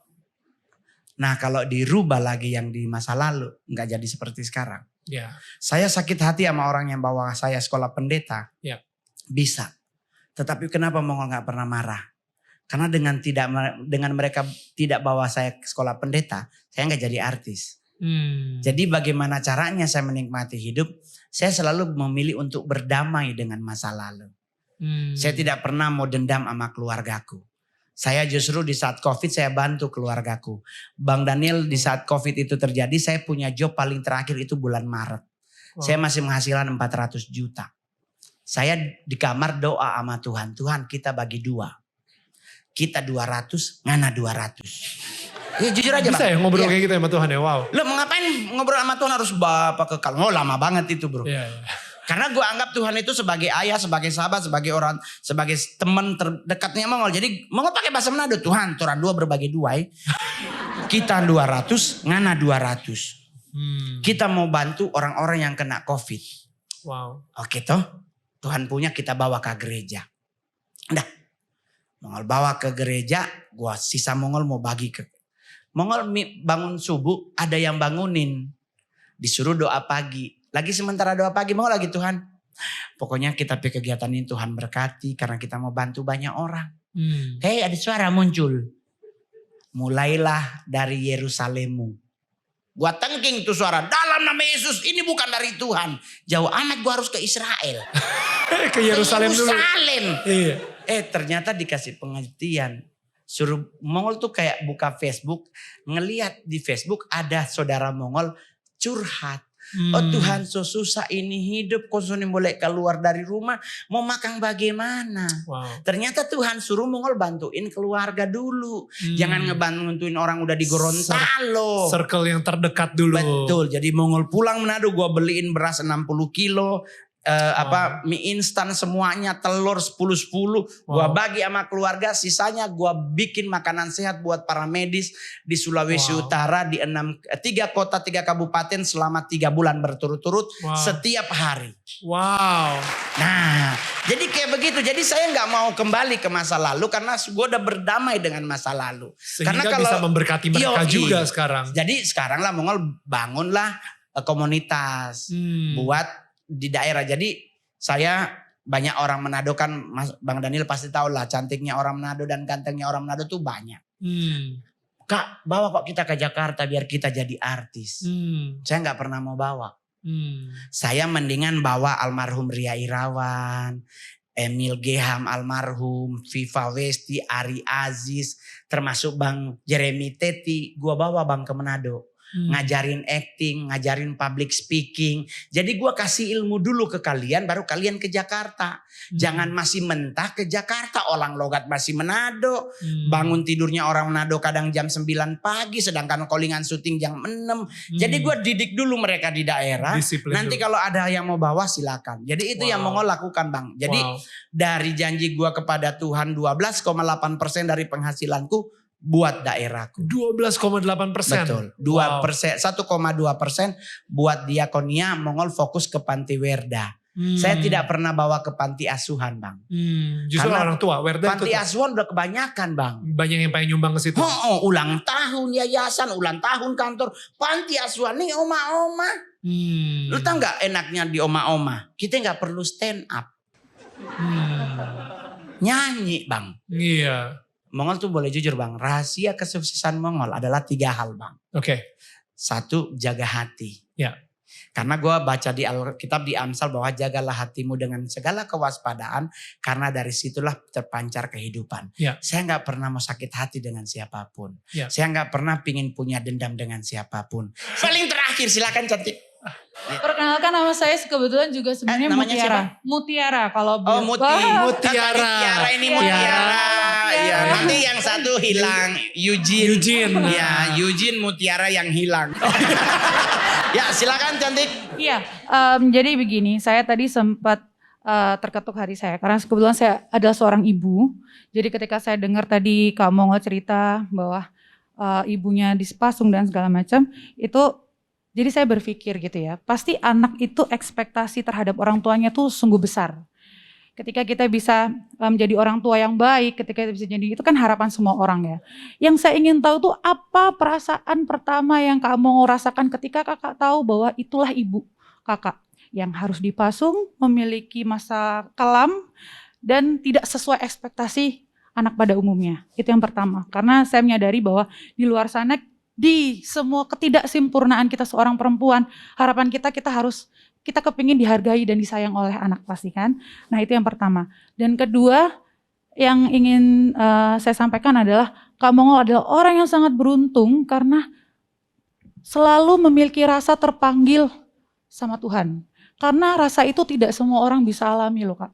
Karena saya pernah baca satu buku adalah ketika orang bisa mendekat pada Tuhan itu sebenarnya adalah undangan. karena Tuhan yang ingin kita mendekat sama Tuhan. Dan ketika saya dengar semua cerita Kak Mongol, saya mikir, oh Kak Mongol ini adalah orang yang sangat diberkati, orang yang sangat dilindungi gitu ya. Nah, saya ingin tahu, pernah ada satu titik di mana Kak Mongol tuh kecewa atau marah nggak sama Tuhan, yang membuat Kak Mongol itu merasa bahwa Tuhan itu nggak adil, Tuhan itu tidak sesuai ekspektasi Kak Mongol. Dan bagaimana Kak Mongol akhirnya merasa bahwa ini tuh dengan segala kelemahan Kak Mongol tuh, Kak Mongol akhirnya menyadari bahwa oke, ini saatnya aku menyembah lagi kepada Tuhan gitu. Wah, itu menurut saya itu aja cukup. Terima kasih banyak. Terima kasih Yara. Pertanyaan pertama, di perasaan tahu itu Mama Mongol kan berarti saya usia masih 5 tahun. Jujur di hadapan Tuhan dan teman-teman semua, saya nggak punya perasaan apa-apa Bang. Iya.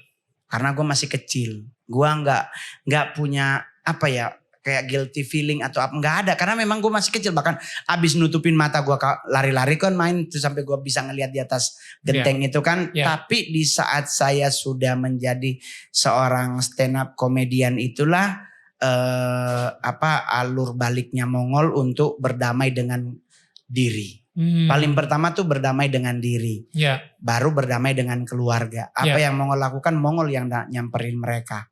Karena buat Mongol pengampunan itu Tuhan udah kasih, dan kita juga harus mempraktekkan pengampunan yang sama. Jadi saya nggak punya dendam dengan siapapun. Tapi ada satu masa di saat Mongol tuh waktu hidup di jalanan itu, saya jualan koran di Tugu Tani. Saya masih ingat banget, itu adalah masa yang saya kayak nggak kuat hidup Bang. Karena sekalipun saya anak yang nggak dianggap di keluarga, kayak cucu yang nggak teranggap, tapi om aku tuh tuan tanah Bang. Jadi setidaknya dengan gua mencuri buah pala nggak membuat dia miskin. Nah sekarang gua harus jualan koran Bang. Dan gua belum bisa logat Jakarta Bang. Jadi waktu itu gua bilang, Tuhan ini bagaimana koran ini harus laku. Jadi lu mau beli koran atau gua bacain gitu.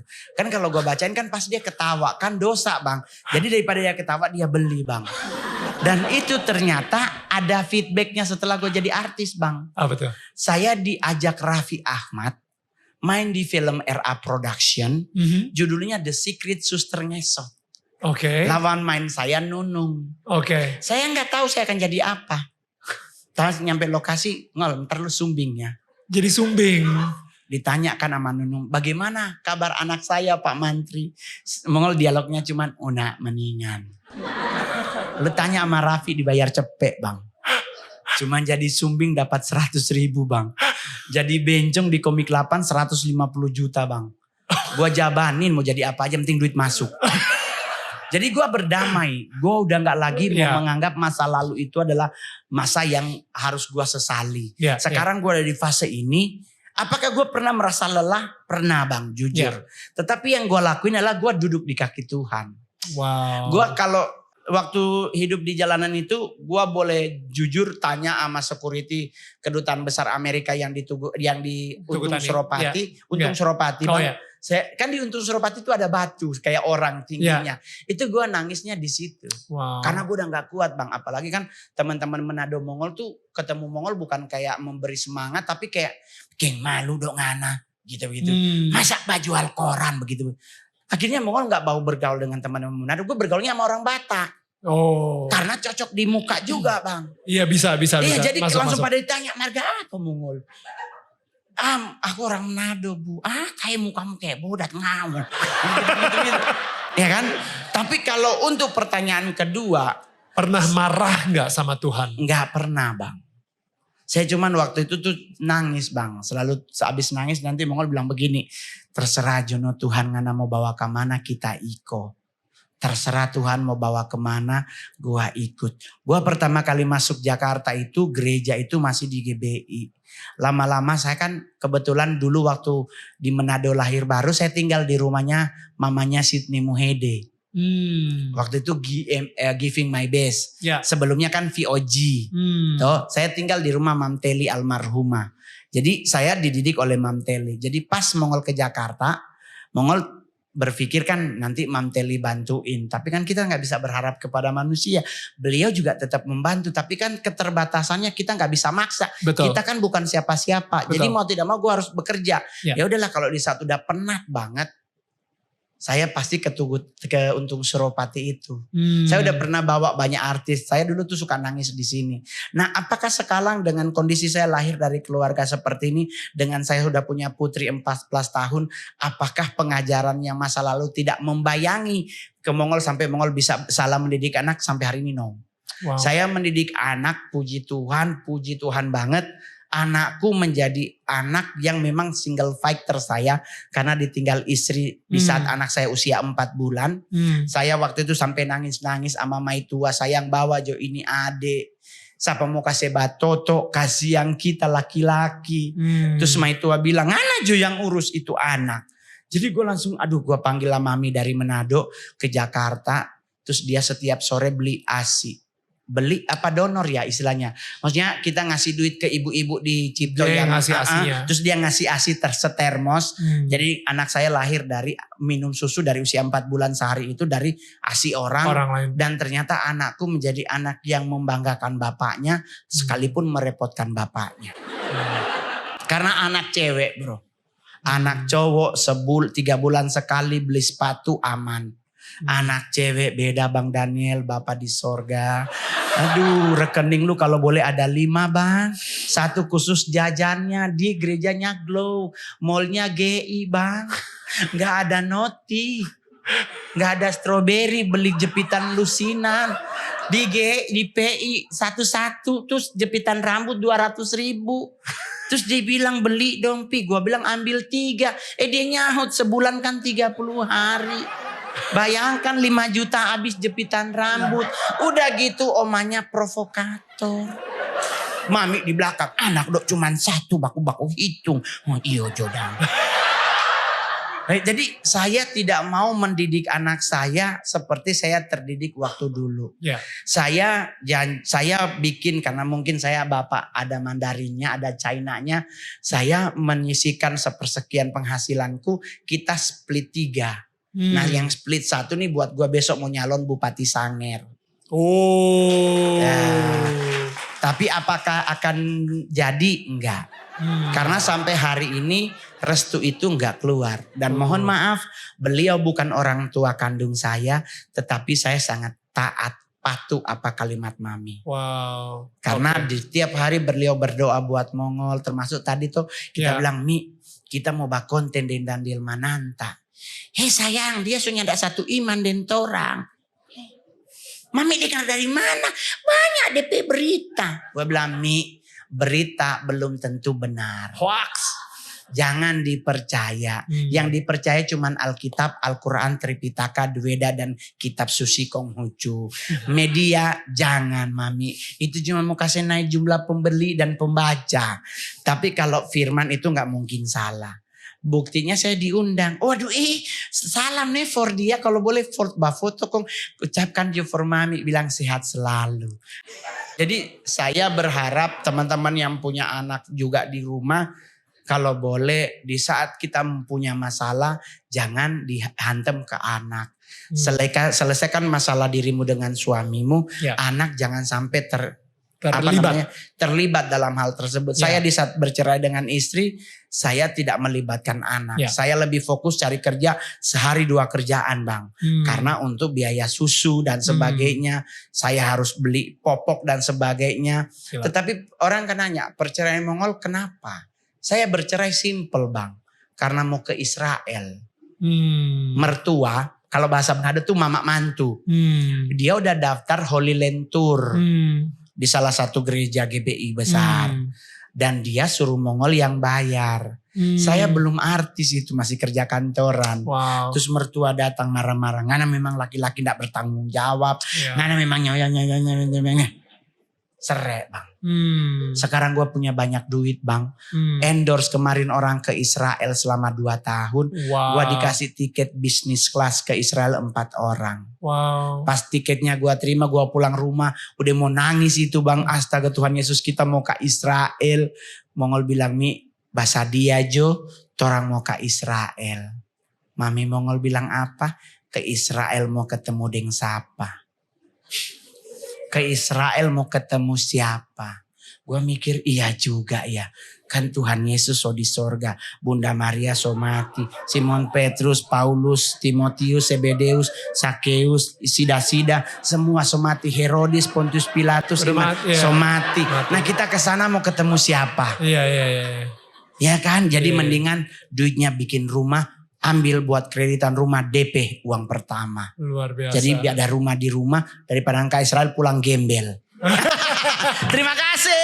Terima kasih Mongol. Thank you so much Mongol. Thank you so much. Thank you banget kepada semua Sorry tetangga kita. Ya. 2 jam loh. Iya lebih. Stand up itu 15 menit hitungannya. Iya. Ini 2 jam. Sorry. Cina dan Cina kan perhitungannya harus benar ya. Di 25, taruhlah gue kasih diskon 30 menit lah banyak. Berarti 4 kali bayar ya. Ini bakal di... Ini ginjal siapa yang kita tidur? Enggak tenang. Buat Tuhan, buat apapun kegiatan yang namanya kegiatan positif, saya nggak pernah minta tarif. Thank you. Hanya menerima persembahan kasih.